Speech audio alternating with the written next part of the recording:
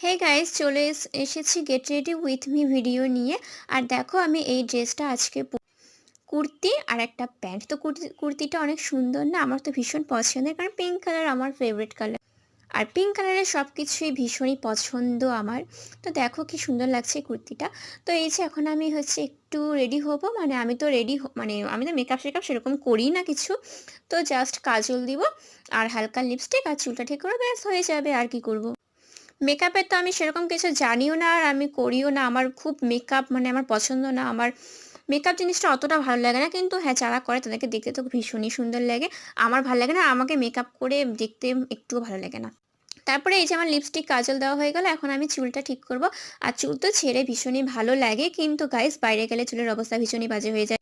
কার কার চুল হয় আমি জানি, কিন্তু আমার চুলের অবস্থা একদম ভালো থাকে না। তো আমি রেডি হয়েই গেছি। এখন আমি দেখাচ্ছি আমি চুলটা কি করেছি। ওকে গাইস, ভালো লাগলে লাইক করে দিও। বাই।